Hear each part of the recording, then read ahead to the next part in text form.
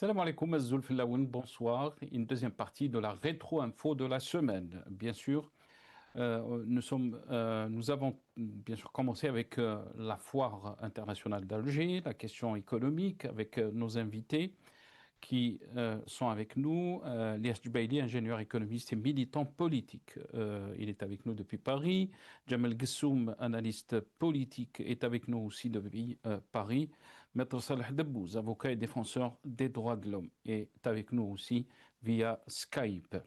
Dans cette deuxième partie, on va revenir sur l'affaire de Amara Ben Younes, l'incarcération de l'ancien ministre Amara Ben Younes, qui a ravivé le débat sur l'indépendance de la justice et la lutte contre la corruption. On va finir bien sûr avec la question des législatives, puisqu'aujourd'hui la diaspora donc a commencé le vote à l'étranger. On va vous montrer des images par rapport à cette question, mais aussi demain, la fin donc de la campagne électorale. D'abord, Jamal Gessoum, si vous voulez rebondir très rapidement sur la question économique, puisqu'on en a fini avec notre ami Lies Djubaili, qu'est-ce que vous avez à dire par rapport à cette question et le livre que j'ai mentionné avant donc la pause, avant le break, c'était un pays empêché, l'Algérie, donc un pays empêché par rapport à son potentiel, par rapport à toutes les ressources que nous avons. Très rapidement, les HPI. Pardon, Jamel Gsou. Écoutez, lorsque on met en parallèle toutes les capacités de toute nature d'ailleurs, hein, qu'elles soient humaines, sociales, culturelles, sportives, et dans tous les champs, il y a un delta qui est énorme entre ce que pourrait faire l'Algérie et ce qui est fait aujourd'hui. Et c'est par Mm. ailleurs ce que je regrette vraiment profondément. Moi, j'avais été quand même en 2020 jusqu'à 2023 assez, je dirais, positif. Vous savez, je suis toujours dans un a priori favorable, c'est-à-dire que je ne pars jamais d'un a priori défavorable jusqu'à avoir la preuve du contraire. Et pendant 3 ans, j'ai soutenu l'action du président de la République. Je ne remets pas en question le respect que j'ai pour lui en tant que personne, mais en tant que président, j'ai simplement envie de lui dire que le président a, de mon point de vue, et de manière respectueuse, mais avec le respect, on peut absolument tout dire. Il a quand même failli sur beaucoup de champs qui impliquent et qui engagent la responsabilité aussi du peuple algérien. Moi, c'est ce que je trouve dommage, c'est que quelle est en finalité la différence réelle entre le Mm. système qu'il y avait avant le 12 décembre et le système qu'il y a aujourd'hui, de par sa nature, je dirais qu'il est à peu près le même, sauf qu'avant, nous avions des gens qui profitaient du système, mais qui avaient quand même, je dirais, une certaine classe quelque part. Ils mangeaient et le peuple mangeait. Aujourd'hui, je veux dire, je ne vais pas rabaisser ça à quelque chose de bas, mais quand on voit par exemple que pour l'Eid, on importe des moutons qui font la taille d'un poulet, je veux dire que rien que ça donne un peu le tempo. Moi, je regrette pas d'avoir soutenu le président durant 3 ans puisque Mm. j'étais sincère Mais c'est dans. intéressant, Jamal Gessoum, c'est intéressant quand même, puisque vous parlez de cette Algérie nouvelle de cette façon, alors que je vous ai invité, bien sûr, euh, en 2020, en 2021 et tout ça, vous avez toujours défendu donc cette Algérie nouvelle, vous avez défendu donc l'Algérie du 12-12, euh, mais on voit que vous avez changé d'avis très rapidement. Très rapidement, ce qui me fait changer d'avis, c'est ce que je constate. Ça n'est pas une Mm. question, vous savez, moi je ne suis pas un idéologue. C'est-à-dire que ce qui est bien, moi je vais dire que c'est bien, ce qui n'est pas bien, je vais dire ce n'est pas bien. Je dis simplement qu'il y a un delta énorme, mais énorme, entre le discours du président tel que je l'ai entendu le 20 janvier 2020. Le 20 janvier 2020, très rapidement, il avait constitué un comité d'experts pour donner tous les droits à la diaspora algérienne. Je fais le lien avec l'élection. Le 20 janvier, il avait appelé à créer un comité d'experts pour que la diaspora et les binationaux soient un peu rétablis dans leurs droits par rapport à la constitution de 2016. Et donc, c'est pour ça que j'avais soutenu la constitution de 2020 sur l'ensemble des plateaux de télévision sur le vôtre, sur France 24 et d'autres chaînes de télévision. Et en 2022, il approuve, et le 31 août 2023, il promulgue une loi qui fait sens par rapport à la France coloniale qui avait retiré des droits à nos grands-parents, qui nous retire aujourd'hui des droits. Ce qui fait que nous, binationaux, nous sommes devenus les indigènes de la République algérienne versus Nouvelle-Algérie. Et donc, c'est cela, moi, qui m'interpelle. Comment le président de la République peut-il tenir un discours bon? Il était bien, c'est bien ce qu'il avait dit le 20 janvier 2020, je date, hein, c'est précis. Et bien, ce qu'il fait après, en promulguant une loi qui nous donne la qualité, comme nos grands-parents en Algérie, de indigènes de la République. Et donc, moi, je ne peux pas soutenir un président de la République qui va à l'encontre du discours qu'il avait. Et donc, je suis un pragmatique. Je regrette cela. Moi, je ne soutiens en tout cas pas le président de la République. D'ailleurs, aujourd'hui, on le voit bien à travers les élections. Comment peut-il soutenir des jugements qui sont faits pour 1786 candidats qui ne sont pas rétablis dans leurs droits, et ils demandent contre la Constitution, que les gens prouvent leur bonne foi, alors que la justice algérienne ne peut pas prouver leur culpabilité. Et donc, raisonnablement, je ne peux pas soutenir un tel président. Très bien, restez avec nous, Jamal Gessoum, et on va commencer la question, puisque vous avez parlé de la justice, avec notre invité, Maître Salah Debbouz. Et cette semaine, il y a eu donc l'ancien ministre Ammar Ben Youssef qui a été placé sous mandat de dépôt. Plusieurs titres nationaux donc, de la presse nationale ont repris cette information. Observe Algérie, l'ex-ministre Ammar Ben Youssef placé en détention provisoire. TSA, donc tout sur l'Algérie, l'ancien ministre Ammar Ben Youssef placé sous mandat de dépôt par un juge d'instruction du tribunal de Sidi Mohamed Al-Watan, pôle pénal, économique et financier de Sidi Mohamed Abdelhamid Tammar, qui est un autre ministre aussi, condamné à 15 ans de prison. Et Ammar Ben Younes écrouillé à Al-Qoli'a. Jeune Afrique, l'ex-ministre Ammar Ben Younes, à nouveau rattrapé par la justice algérienne, déjà condamné en 2019, celui qui fut ministre de l'Industrie et du Commerce sous la présidence Bouteflika a de nouveau été inculpé et enfermé le 23 juin. Selon ses proches, il savait que quelque chose se préparait contre lui. On regarde ces images pour revenir un peu en arrière, le soutien d'Ammar Ben Younes pour le 5e mandat de Abdelaziz Bouteflika. كل جزائري عنده حق باش يعبر على المشروع تاعو، ولكن ايضا حنا ثالث عنا الحق باش نعبروا على افكارنا، حنا ثالث عنا الحق باش نساندوا المترشح اللي حبينا نساندوه. لازم ايضا نتفقوا ان الشعب الجزائري هو السيد في هذه البلاد، ولكن كل الشعب الجزائري ليخرج يصوت يوم 18 ابريل. اذا لما الشعب الجزائري يصوت يوم 18 ابريل هو الوحيد اللي راح يقرر شكون يكون رئيس الجمهوريه في الجزائر. الندوه الوطنيه هي سيت اون اكزيجونس هيستوريك. الندوه الوطنيه حتميه تاريخيه حتميه، والندوه الوطنيه ضروريه. لماذا؟ لان مهما الرئيس اللي يجي في 2019 لابد استكمال الاصلاحات السياسيه، لابد ايضا بناء مشروع اقتصادي جديد، نموذج اقتصادي جديد. وباش نبنيو هذا النموذج الاقتصادي وباش نمشيو الى اصلاحات سياسيه عميقه لابد ان يكون هناك وفاق وطني. Voilà, Ammar Ben Younes, c'était en 2019. Rappelons qu'il a été déjà condamné en 2019 et il a été inculpé, enfermé donc le 23 juin dernier, il y a quelques jours, il y a 4 jours exactement. Maître Salah Debbouz, est-ce qu'on est en train donc de voir une justice qui fait son travail, lutte contre la corruption, nous dit-on?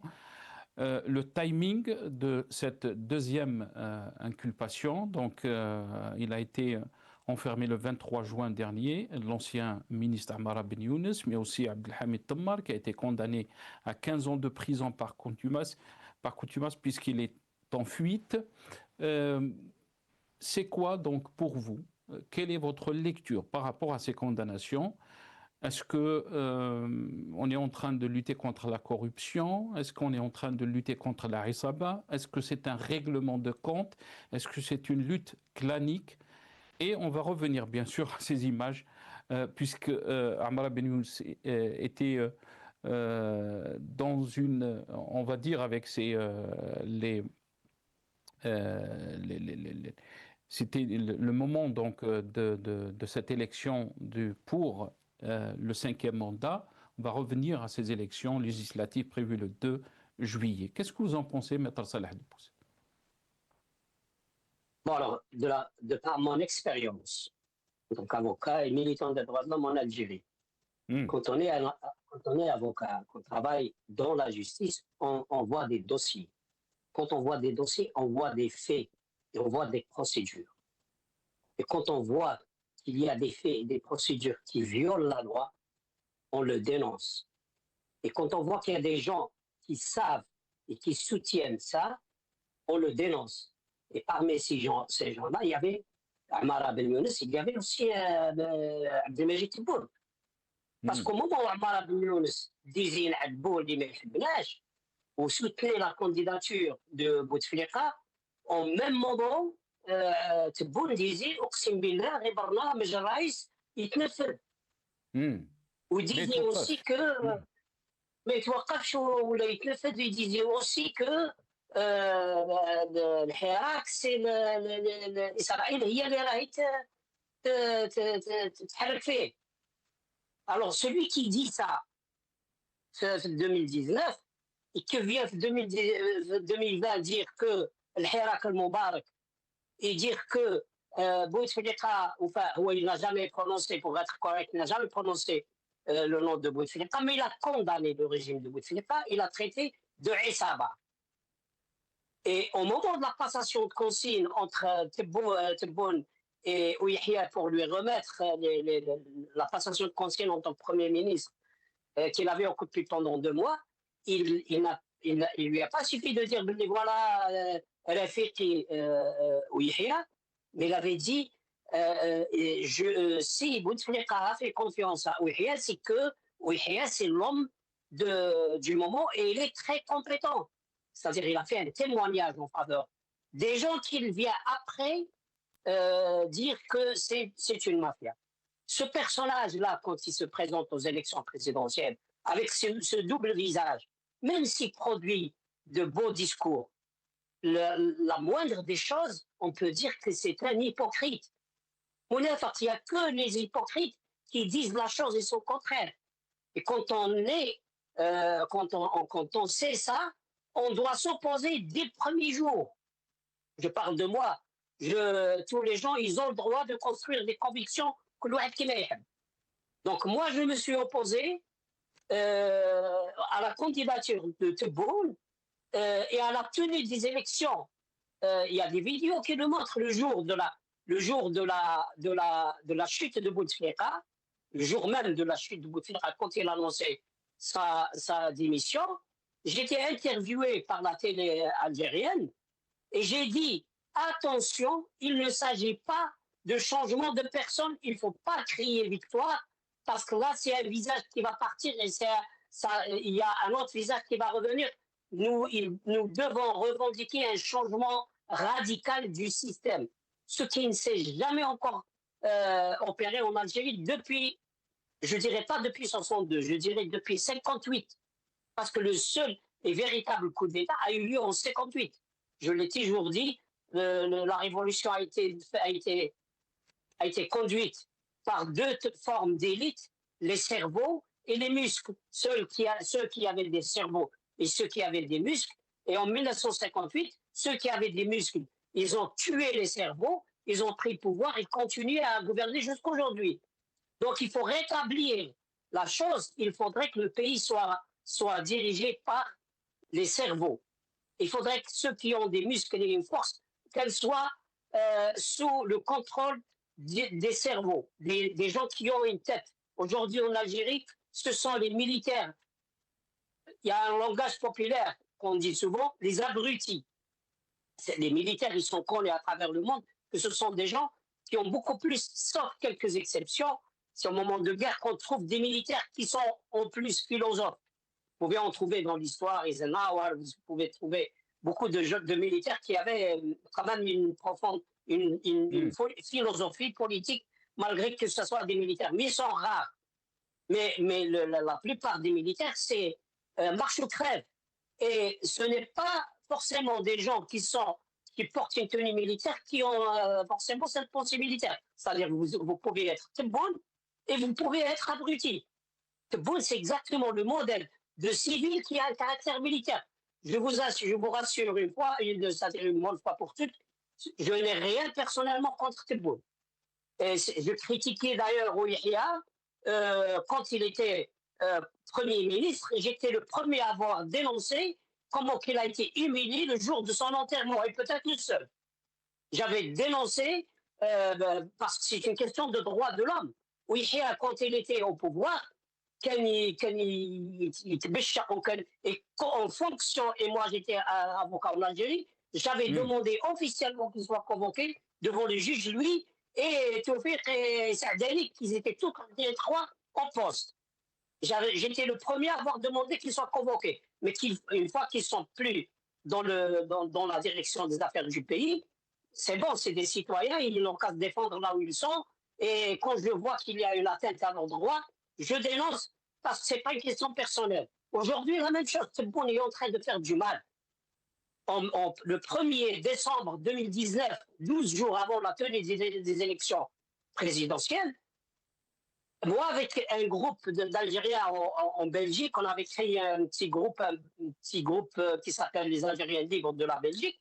On avait organisé une marche qui avait regroupé au minimum des Algériens de l'Europe pour la première fois à Bruxelles pour dire non aux élections présidentielles dans les conditions qui étaient à l'époque. C'était parce qu'on avait une très bonne occasion pour aller au changement radical du système. Malheureusement, notre marche, elle a eu lieu, mais elle n'a pas eu l'écho qu'il fallait au niveau national. Parce qu'ici en Europe, tous les gens se sont intéressés à plus de 5 à 10 000 marcheurs, selon les sources de la police belge qui avait encadré cette marche. Malheureusement, nous voyons, moi personnellement, je voyais très bien quelqu'un qui a une double face.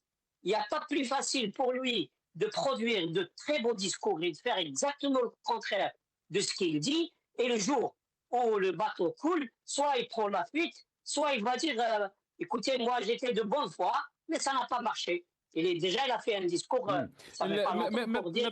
Salah Debbouz, on va écouter ces déclarations de Al-Majid Tebboune et j'aimerais avoir votre aperçu par rapport à ces déclarations. On l'écoute d'abord. أشير بأن في ظرف صعب مرت به البلاد كانت فيه العصابة من خلال أبواقها في الداخل وفي الخارج تسمم الأوضاع تأثيرا على المسيرين النزهاء في هذه البلاد. وصل بهم الحد إلى القول لو تمضي أي وثيقة ستجد نفسك في الحراش. وكان صعب إقناع المسيرين بأن لهم الحماية المطلقة من طرف الدولة ومن طرف العدالة، شرط أن يكونوا نزهاء، ونحن نعرفهم أنهم أغلبية ساحقة نزهاء. Voilà. Maître Saleh Debbouz. D'abord, la justice n'est pas indépendante, ça c'est quelque chose qu'on ne cessera jamais de le dire. Moi, je ne l'appelle pas la justice, je l'appelle l'appareil judiciaire. Alors, vous avez le chef de l'État qui a fait un amendement constitutionnel dernièrement, ça remonte à 2 ou 3 mois, je ne sais pas exactement la date, où il dit, dans cet amendement, qu'ils ont appelé amendement technique, le Conseil supérieur de la magistrature, c'était lui qui désignait, qui choisissait les juges que le chef de l'État doit désigner. Il a amendé ça pour dire que le chef de l'État, maintenant, il peut désigner les juges sans revenir au Conseil supérieur de la magistrature.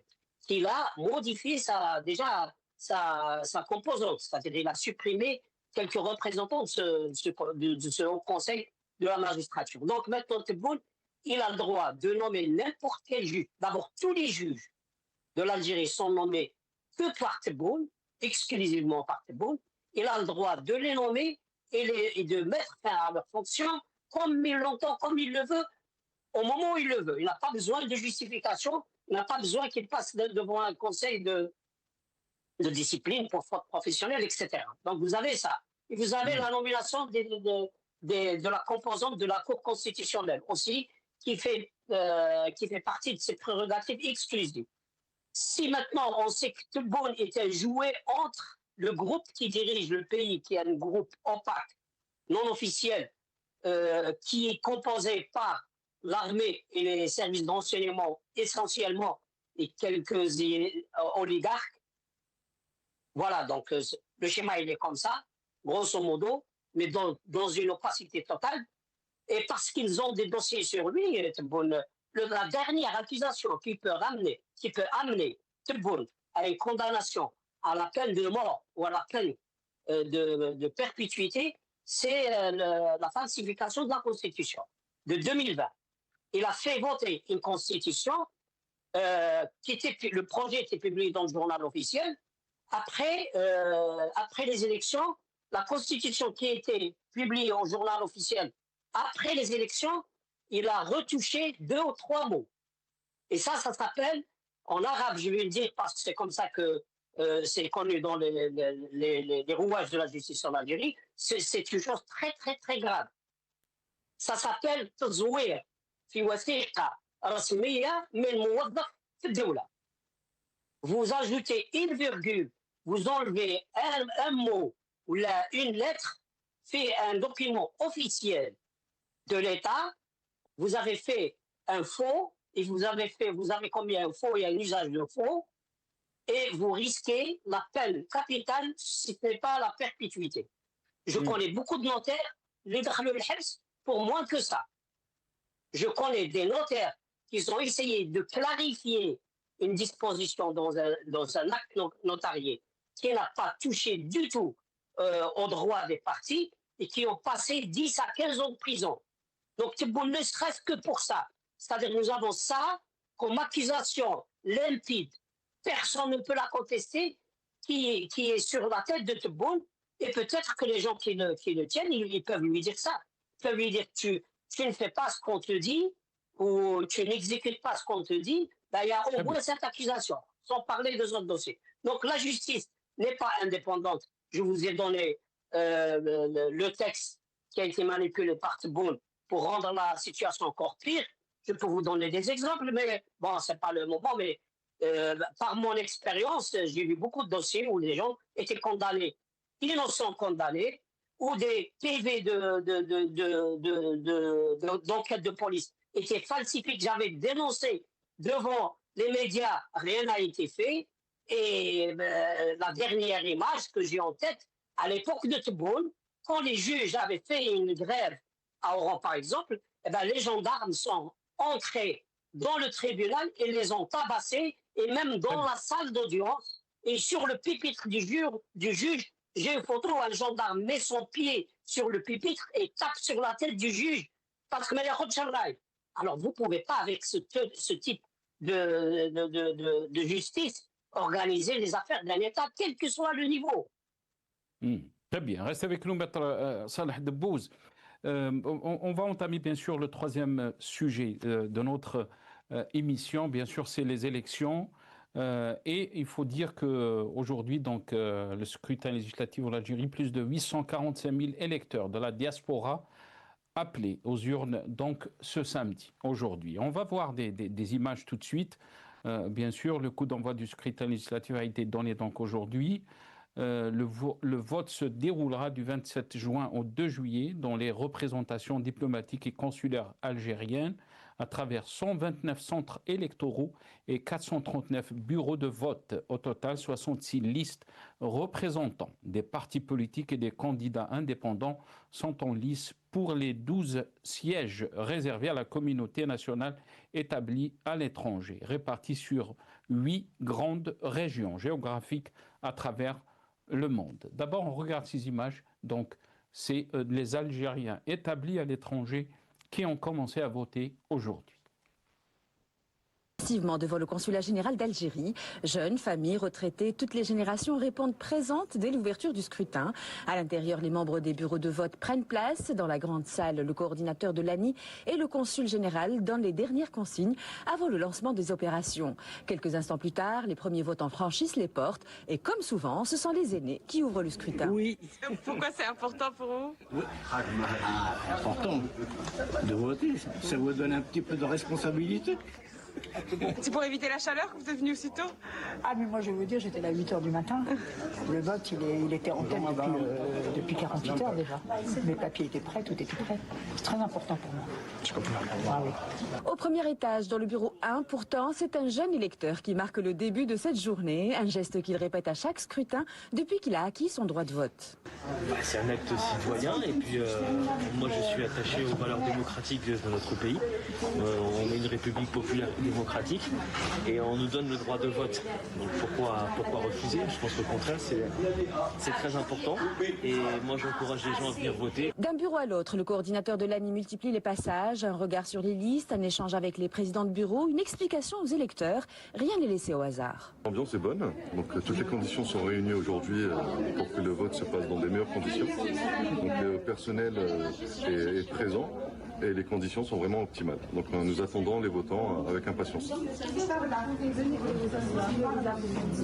Face aux membres des bureaux, les observateurs des listes en compétition suivent eux aussi chaque étape du scrutin. Super, c'est ma première expérience, mais franchement, je vois l'organisation des agents et tout ça, c'est une bonne coordination entre l'équipe. Retour dans le hall d'accueil, les électeurs sont orientés vers les bureaux grâce aux listes affichées. Quelques-uns repartent pourtant déçus. Ils avaient fait le déplacement sans être inscrits sur les listes électorales. Je prendrai leurs références, le nom, le prénom et leur date de naissance, ainsi qu'un numéro de téléphone. On va les porter sur la liste. Comme ça, ils pourront voter pour les prochaines élections, Inch'Allah. D'autres, en revanche, avaient oublié d'établir une procuration, comme ce Hajj, qui voulait voter pour sa femme. Avec humour, il se remet à la règle.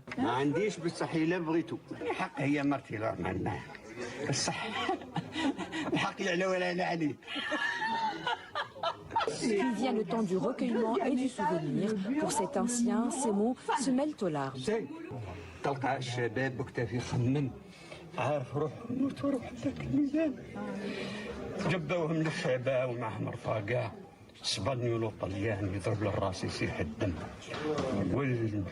والمواطن يقول نسب الحياة في أجل الجزائر تحيا الجزائر. Première journée. Consulat d'Algérie à Bobigny. Dès l'ouverture, les électeurs se sont présentés pour accomplir leur devoir électoral, dans une ambiance calme et une organisation fluide. Très bien, très bonne organisation, il n'y a rien à dire. Franchement, c'est très bien. Puis il y a la clim, tout va bien. À chaque fois, ça se passe très bien, on est bien accueillis. Voilà, donc quelques images des consulats établis à l'étranger. On voit bien sûr les Algériens établis, donc, que ce soit en France, commencer donc à voter aujourd'hui. Conformément aussi au calendrier fixé par l'ANI, la campagne électorale prendra fin demain, donc le 28 juin à minuit, avant l'entrée en vigueur de la période de silence électoral précédant donc le scrutin. Lias Jubaili, on a vu ces images. Avant de vous donner la parole, d'abord, est-ce que ces images reflètent vraiment une réalité vécue par les Algériens? Est-ce qu'on peut parler d'engouement alors que ces derniers jours, on en a fait bien sûr des émissions par rapport à cette campagne électorale et on a vu que le peuple algérien n'était pas très intéressé par cette campagne électorale et qu'il y avait une vraie rupture, on va dire, entre les gouvernants et les gouvernés. D'abord, on va écouter Hassani, qui est le chef de parti du MSP, dans ses déclarations. هذه ايامات الاهتمام بالانتخابات التشريعيه وكانها ما كانش انتخابات لا اهتمام اعلامي ولا اهتمام سياسي ولا والو قضايا بسيطه تفوق الانتخابات كاين بعض المتابعين وبعض الاعلاميين راهم قاعدين يوميا يشوهوا في الصوره تاع الاحزاب وشوهوا في الصوره تاع الانتخابات وشوهوا في الصوره احنا هادو ولاد الجزائر والمترشحين ولاد الجزائر واللي في الاداره ولاد الجزائر والدستور تاعنا كفل أن المواطنين سواسية أمام القانون، وأن المواطنين سواسية أمام الدستور، وأن المواطنين عندهم نفس الحقوق ونفس الواجبات، ما كانش تمييز بين المواطنين. Voilà, Hassani qui qualifiait cette campagne électorale de non-événement. On va écouter aussi Athman Mahzouz, le président de RCD.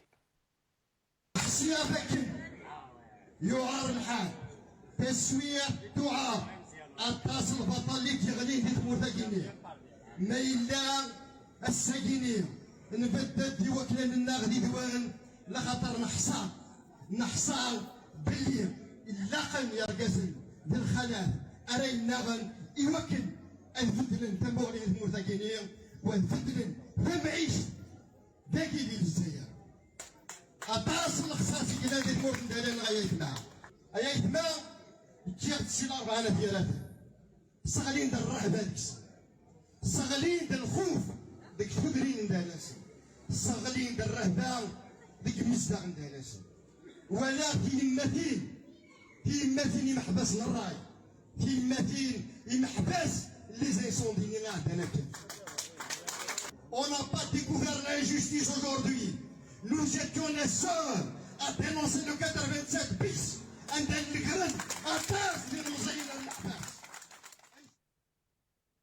Voilà, Athman Mahzouz, donc, qui parlait de l'injustice, et il a mentionné aussi l'article 87 bis.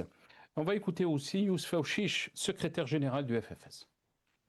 على أحسن وجه رانا نحاول نوصلوا الرسائل على أحسن وجه رانا نحاول نجبدوا أنفسنا من كل هذه الهرولة والبهرجة والتهريج اللي ما يخدمش المشهد السياسي الوطني واللي يبعد أكثر فأكثر الجزائريات والجزائريين عن العمل السياسي. احنا نحاولوا عكس ذلك أننا نعاودوا نرجعوا لاعتبار العمل السياسي النبيل، نحاولوا نقوموا بالسياسة على أساس أنها مشاريع، على أساس أنها أفكار، على أساس أنها قناعات، وليس سباق للظفر بمناصب ومن ثم التهرب من المسؤولية.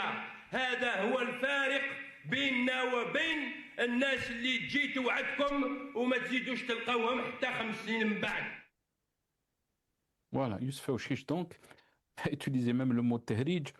Ilyas Jubaili, on a vu des images bien sûr présentées par la télévision algérienne où on voyait des Algériens établis donc à l'étranger commencer à voter aujourd'hui. Est-ce qu'on peut dire que ces images reflètent une réalité alors que des chefs de parti parlent et utilisent des mots très très forts comme Youssef Aouchiche qui parle de tehrij, de clownerie ou clownesque, mais aussi le chef de parti de Hams, Hassani, qui dit que ces élections, c'est un non-événement. Qu'est-ce que vous pouvez nous dire, Ilyas Jubaili, quand on parle d'élections, quand on parle de campagne électorale en Algérie? Je voulais revenir sur la justice et surtout la réouverture du dossier sur le fioul frelaté entre Sonatrach et une société libanaise, parce que c'est un sujet très très sensible. Là où on voit un petit peu la collusion entre le politique et l'économie et la réouverture des affaires 6 ans après la première ouverture en 2020, la réouverture en 2026. On voit bien qu'il y a une guerre interne au sein du clan. Il y a des choses qu'on veut cacher au peuple algérien. Le renvoi de M. Benyoun en 2016, qui disait, il y a 6 ans de cela, qui disait qu'il faut soigner, améliorer le climat des affaires, parce qu'on était à la 153e, on était le 153e rang. Il a été condamné, on va dire corruption corruption, abus de pouvoir, dilapidation des deniers publics. Maintenant, pourquoi cette réouverture? Pourquoi encore Benyoun? Parce qu'il est ministre du Commerce, parce qu'il est ministre de l'Industrie. Je vais donner nasiha, si vous me permettez. Nasiha en toute simplicité et humilité. Quand vous confiez, quand vous avez des gros ministères comme ça, commerce, industrie, qui génèrent des centaines de millions de dollars des projets, et quand vous avez un cabinet entre ingénieurs, entre économistes, entre politiques, il faut créer ce qu'on appelle le workflow de signature. Un ministre n'a pas le droit de signer seul un projet. Il faut qu'il y ait derrière, il faut que ça remonte. Il faut une décision collégiale. Quand il y a des centaines de millions de dollars de projets, vous avez que le ministre qui signe ou que sa secrétaire qui signe. On ne sait pas quoi ça a été signé, comment. Il faut créer ce qu'on appelle le workflow de signature, ce qu'on appelle le tracking, la signature, depuis la naissance du projet jusqu'à l'aboutissement. C'est ça ce qu'on appelle, gérer une nation. Gérer une nation, c'est pas gérer un service. Gérer une nation, il faut avoir des compétences. Oui, je dis des compétences de gestion. الوطنية ما تكفيش الوطنية. والترويج والتميج ما يكفيش. Il faut ce qu'on appelle une concaténation de regarder les pays à côté, regarder le Sénégal, regarder le Rwanda, regarder le Ghana. J'ai pas pris l'Afrique du Sud parce qu'ils vont dire ils sont des potes avec les Algériens. Regardez 3 pays, le Sénégal, le Rwanda et le Ghana. 3 pays, Google, comment ce pays qui commence à produire quelque chose. Regardez, gâteauettes, des fleurs, ceci. C'est pas ça la politique. C'est une insulte vis-à-vis du peuple algérien. On insulte l'intelligence du peuple algérien. On insulte l'indépendance de l'Algérie. On insulte ceux qui sont capables de produire de la matière pour pousser leur pays vers les sphères. C'est ça, on n'attend pas ceci. Revenons aux élections législatives. Moi, je dis aux opposants et à tout le monde, à partir du moment où vous rentrez sur un terrain, on va faire une métaphore. La vie, il faut faire des métaphores, que je ne sais pas comment ça fonctionne. Vous m'avez invité, Nasser, M. Benchenouf, même dans d'autres, on m'a toujours invité. Et sur la question des élections, qu'est-ce que j'ai dit ? J'ai dit, ces élections législatives, le renouvellement des institutions du Parlement, de la Chambre basse, c'est un non-événement, c'est un non-sens. Parce que quand on renouvelle de façon démocratique. Elle est où la démocratie ? L'injustice, elle est banalisée. Parce que l'article, il y a un article de loi, l'article 87 bis, c'est lui qui a rendu tout Algérien comme terroriste potentiel. Regardez, elle est où la justice ? La justice, elle n'est pas dépendante. La justice, elle est confisquée, tu as le pouvoir. C'est pas moi qui le dis. C'est des opposants, mais allez-y dans l'ONG Transparency International, je pense, c'est ça, qui dit que les magistrats indépendants sont écartés par les décideurs, par le pouvoir. Sont écartés. Ça veut dire que tout magistrat doit obéir. Le président Tebboune, je rejoins Maître Debbouze. Moi, depuis 19, on a fait le slogan pour la place de la République. J'ai rien contre M. Tebboune, j'ai rien contre M. Chengriha. Mais on leur dit, changer un président par un président, ce n'est pas la solution. Monsieur Bouteflika, il est parti il a été remplacé, ou là, Monsieur Tebboune, j'ai rien contre eux, mais il faut changer la gouvernance. Nous sommes contre le mode de gouvernance qui fonctionne de la sorte, qui confisque l'Algérie. Ce qu'on veut, c'est le changement radical en profondeur. Vous voulez pas un changement radical ? Faites un changement progressif. Monsieur Tebboune, vous appelez après votre réélection. Regardez, je suis correct, je ne dis pas après votre désignation, votre réélection.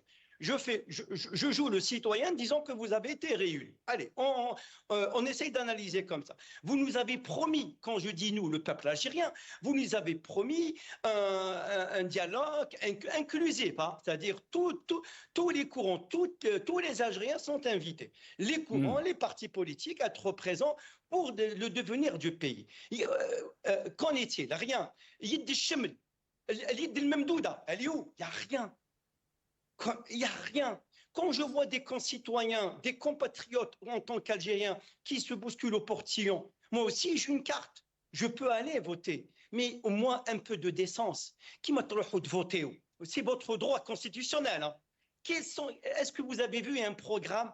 Quels sont les programmes ? Il n'y a pas de programme. C'est la course vers le portillon pour prendre des postes. C'est très simple. Quant à l'opposition, moi je suis opposant comme vous, mais il faut qu'on fasse aussi un bilan entre nous. À partir du moment où vous acceptez d'aller aux élections, c'est pas pour la conquête du pouvoir. Ça, je pense que c'est pas possible dans un système qui n'est pas démocratique. C'est-à-dire pour ne pas laisser la chaise vide, pour que ce soit pas colmaté par le pouvoir. On est d'accord. Acceptez le jeu. C'est quoi le jeu?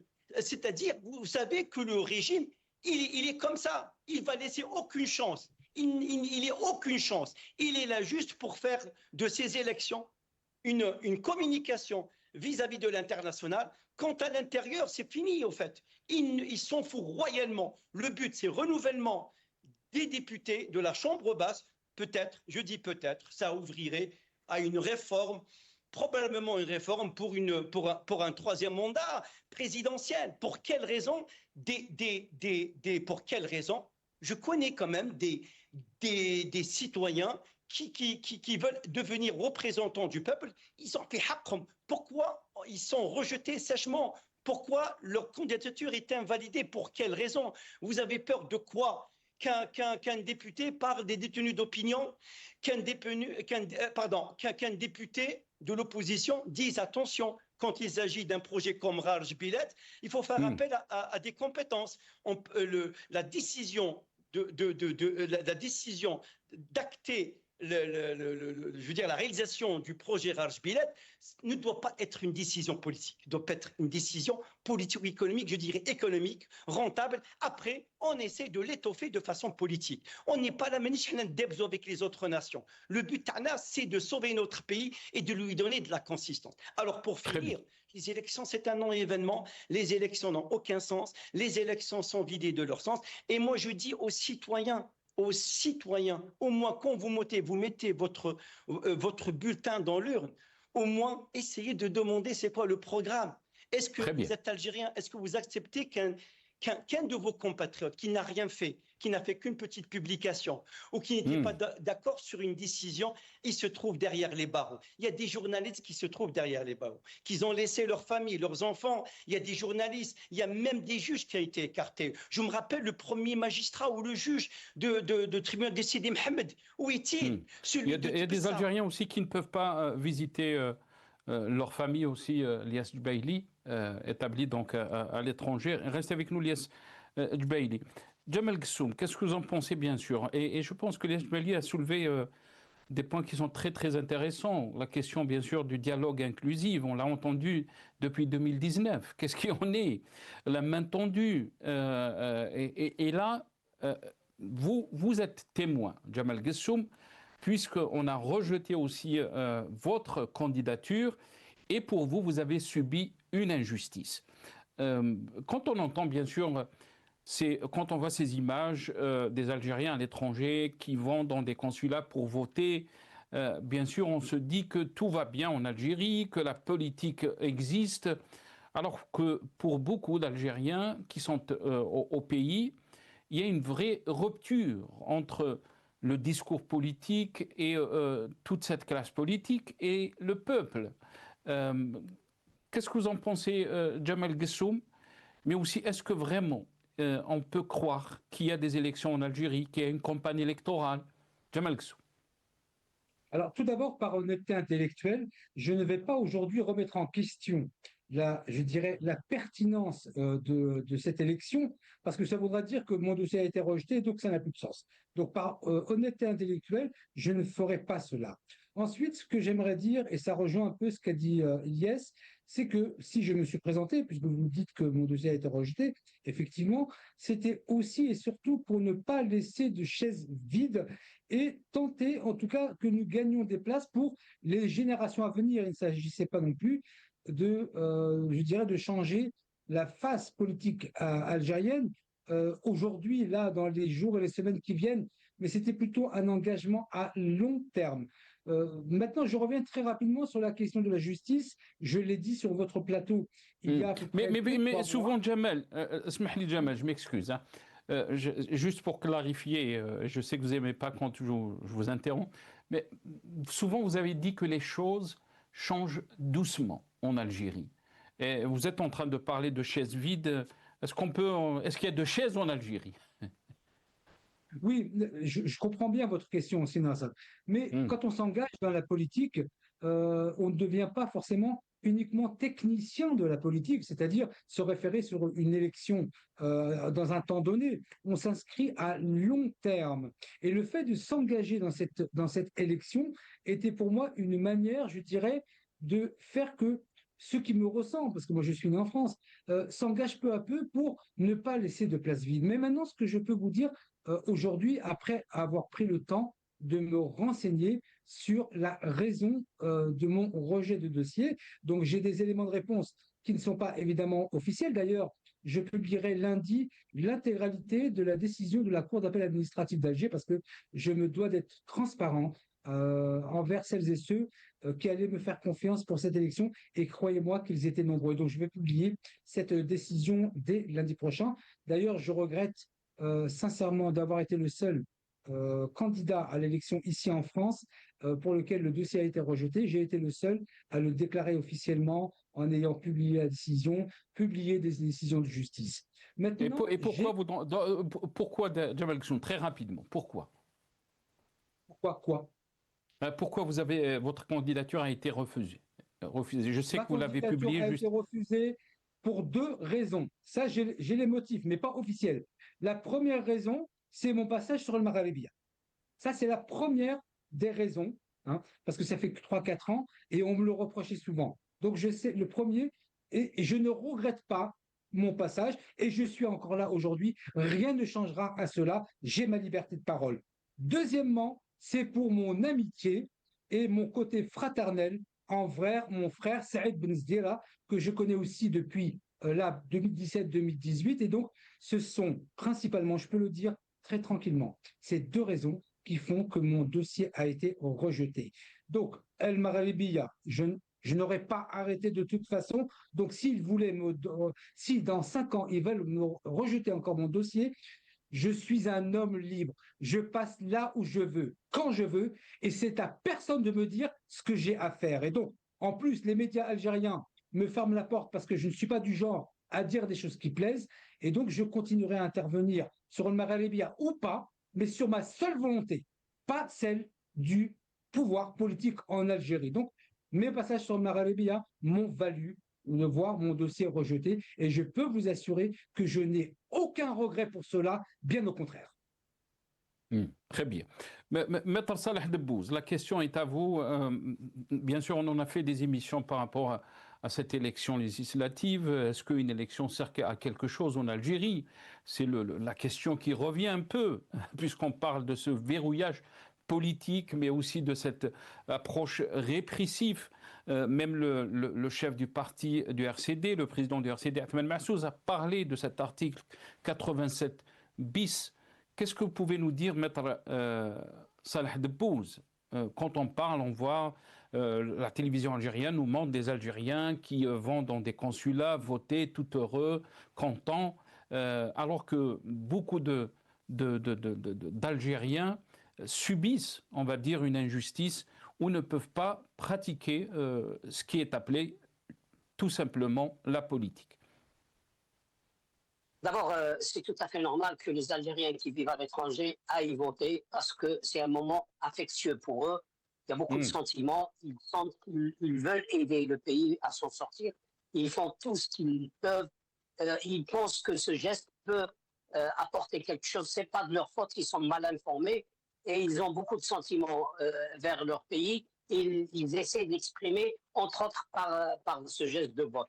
Moi ou d'autres peuvent être au courant et ils peuvent savoir que même si on va voter, votre voix peut être détournée et votre vote peut servir d'alibi pour le pouvoir pour continuer à faire du mal du pays. Mais c'est pas tous les Algériens qui vivent en Europe qui comprennent ça, d'autant plus qu'ils vivent dans une société organisée où il y a la séparation des pouvoirs, etc.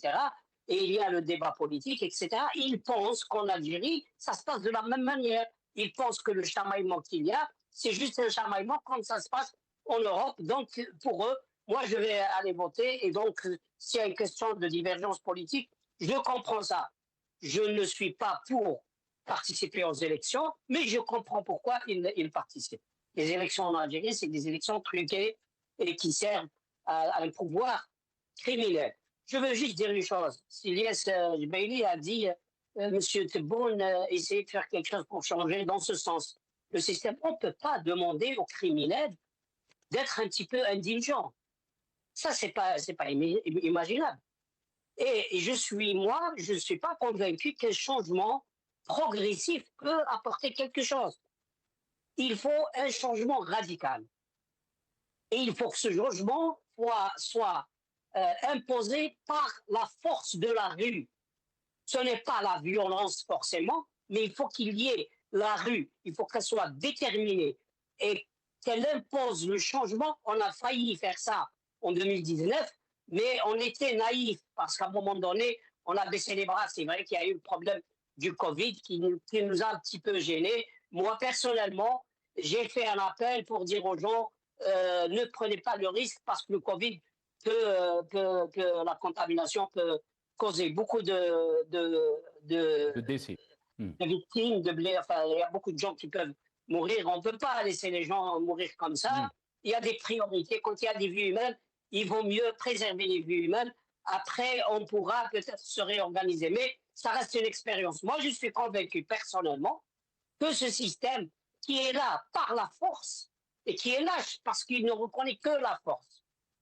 Alors, il ne peut changer, il ne peut accepter le changement que s'il y a une force qui l'y oblige. Les lois qui sont dans la Constitution, je suis obligé de faire un peu à la va-vite pour expliquer pourquoi il y a une Constitution qui dispose des garanties qui n'est pas applicable. Parce que l'Algérie a signé des conventions internationales qui l'obligent à faire des lois démocratiques, à commencer par la Constitution et tout le reste. Les dirigeants, ils sont malins, ils mettent des dispositions pour la vitrine internationale. Voilà, nous avons, dans la Constitution, on a inclus le multipartisme, la liberté d'expression, la liberté de la justice, etc. Mais dans la mécanique, il n'y a pas il n'y a pas de pratique qui permet à cette disposition, à n'importe quel citoyen, d'accéder à son droit. C'est-à-dire que vous avez un texte qui vous dit vous avez la liberté d'expression, mais vous n'avez aucune procédure qui vous permet d'accéder à cette liberté, parce qu'il y a entre le texte qui est écrit déjà, qui contient d'autres dispositions contraires à ce texte dans la Constitution, il y a entre ce texte-là et les autres textes qui sont souvent anticonstitutionnels, un fossé énorme et une liberté totale pour le pouvoir à réprimer les gens. Donc voilà la raison pour laquelle il y a des textes qui ont l'apparence d'être des textes démocratiques. Ce n'est pas quelque chose, le pouvoir veut bien faire. Non, c'est des exigences des instances internationales, des conventions que l'Algérie a signées. Elle est obligée de faire semblant au moins, jusqu'au moment où elle est contrainte de respecter les textes qui sont dans la... Et cette contrainte, elle peut venir de l'intérieur comme de l'extérieur. Moi, je préfère qu'elle vienne de l'intérieur, parce que si elle vient de l'extérieur, c'est foutu. On va tout perdre, et notre dignité, et notre indépendance, etc. Mais je suis contre que les gens qui sont responsables de cette situation catastrophique participent même. Ce n'est pas de la démocratie de faire participer des criminels, parce que ce sont des criminels, de cette situation qui coûte très très cher au pays, à tous les niveaux, à un amendement du système. Non, il faut un changement radical du système, mais que ce changement, que les gens qui sont responsables de près ou de loin de cette situation soient écartés, au moins écartés, si ce n'est pas qu'ils soient jugés et condamnés pour ce qu'ils ont causé comme dégâts au pays et à la société. Merci beaucoup, Maître Salah Debbouze. On est arrivé à la fin de cette émission. Vous posez bien sûr une question qui est très importante. Bien sûr, quel changement en Algérie, et je pense que ça vaut une émission, puisque vous parlez d'un changement radical du système, et peut-être même il y a d'autres qui posent d'autres alternatives et ça serait bien sûr de débattre sur cette question. D'abord un grand merci à vous et de supporter la chaleur. Je sais qu'il fait très chaud là où vous êtes et on a apprécié bien sûr vos échanges et la pertinence de vos analyses dans tous les sujets qu'on a bien sûr exposés. Et grand merci donc à notre ami Lias Jubaili, Jamal Gessoum et Maître Saleh Debbouz. Merci à vous, merci à nos téléspectateurs d'avoir suivi cette émission. Ya'tikum saha wa bqaw ala khair.